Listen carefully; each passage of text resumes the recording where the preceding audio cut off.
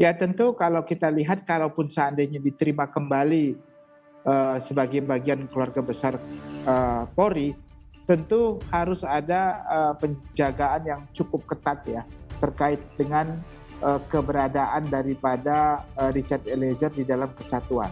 Kemarin anggota LPSK menawarkan untuk Kapolri supaya bisa ditempatkan di LPSK sendiri, karena di LPSK sendiri Richard Eliezer sudah banyak kenal ya dengan teman-temannya di sana dan lebih safe karena walaupun tidak dalam perlindungan LPSK, paling tidak LPSK sudah beberapa kali melakukan proteksi ya terhadap Richard Eliezer.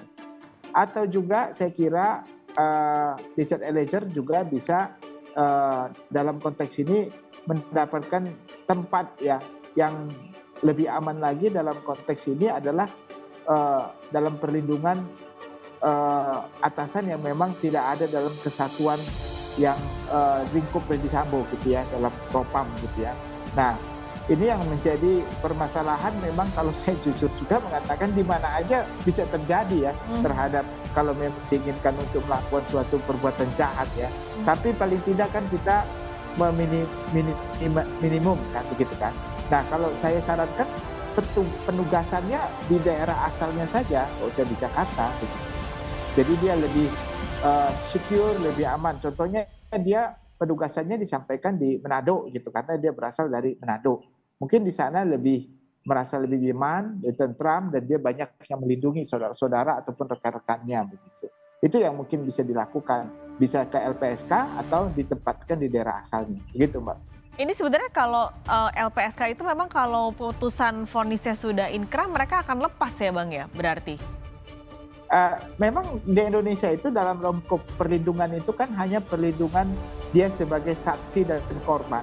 Tapi kalau nggak menjadi saksi lagi kan nggak ada lagi status saksi, berarti otomatis penugasan perlindungannya tidak dilakukan karena kedudukannya bukan saksi. Kecuali kalau masih berjalan dia menjadi saksi bagi suatu perbuatan pidana yang sama ya, contohnya. Nah, pertanyaannya ini apakah dia bisa menjadi statusnya masih saksi lagi nggak dengan kasus Verdi Sambo yang melakukan banding ini ya. Nah, itu kan apakah keterangannya masih sebagai saksi, masih bisa dinyatakan sebagai saksi atau bukan. Nah, seharusnya kalau nanti dalam konteks judik fikti ya, dalam konteks ini kan judik fikti kalau banding bukan judik juris. Jadi masih ada kemungkinan juga diminta keterangan. Jadi kalau menurut saya, ini pendapat pribadi saya, harusnya kedudukan status saksinya masih melekat. Karena kemungkinan bisa saja suatu ketika dalam hakim di peradilan tinggi masih bisa meminta dia untuk menjadi keterangan. Jika Eliezer kembali diterima jadi bagian Polri, pakar hukum pidana, Jamin Ginting menilai Eliezer lebih baik ditugaskan di daerah asalnya, jangan di Jakarta. Hal ini demi keamanan Eliezer selaku penguak fakta kasus Verdi Sambo. Sebelumnya, Eliezer juga sempat ditawari LPSK untuk bertugas di Bergabung. Pagi tadi, Karo Penmas Mabes Polri, Brigjen Ahmad Ramadan mengumumkan sidang etik Eliezer digelar hari ini di Transnational Crime Center, TNCC, Mabes Polri, Jakarta. Sidang etik digelar secara tertutup dan hasil akan diumumkan secara resmi oleh Mabes Polri. Sidang etik juga dihadiri oleh pihak Kompolnas. Eliezer merupakan terdakwa kasus pembunuhan Yosua yang pertama menjalani sidang kode etik Polri. Pakar hukum pidana Jamin Ginting menyoroti terkait pengakuan dan rasa penyesalan terdakwa Barada Richard Eliezer atas tindakan menembak Brigadir Nofriansyah Yosua Huta Barat pada tanggal 8 Juli tahun 2022 lalu. Menurut Jamin, menjelang sidang putusan, penyesalan tersebut dapat menjadi satu pertimbangan bagi Jaksa Penuntut Umum, JPU, untuk meringankan tuntutan Eliezer. Tak hanya meringankan tuntutan jaksa, penyesalan serta pengakuan Eliezer juga dinilai dapat menjadi bahan pertimbangan majelis hakim untuk putusan sidang. Diberitakan sebelumnya, terdakwa Barada Richard Eliezer dengan suara bergetar mengaku menyesal telah menuruti perintah terdakwa Verdi Sambo untuk menembak Brigadir Nofriansyah Yosua Huta Barat. Dalam kesempatan itu, Eliezer juga mengaku jika dirinya sudah menyampaikan permohonan maaf kepada keluarga Yosua. Dia pun kembali menyatakan telah menyesali perbuatannya, sebab menembak Brigadir Yosua sejatinya bukan hal yang diinginkannya.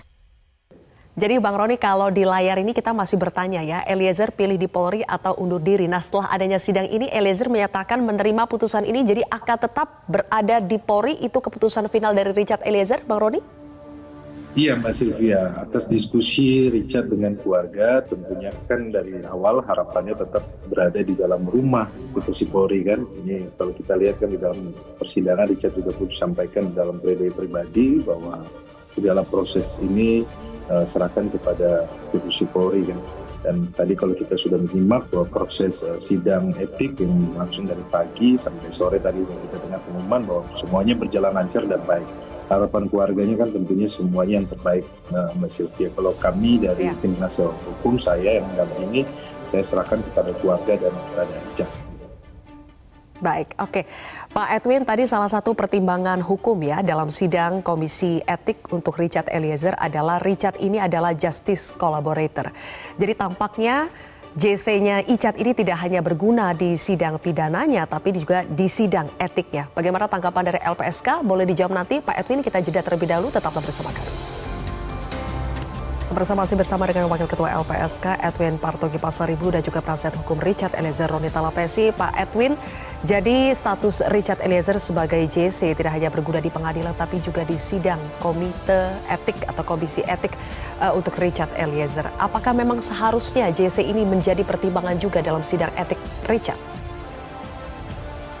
Kalau berdasarkan norma perundangannya itu kan hanya ada dua, Sylvia. Yaitu buat seorang justice collaborator itu ada penanganan khusus dan rewardnya itu adalah vonis yang ringan dan juga hak-hak narapidana. Nah, apa yang diputuskan oleh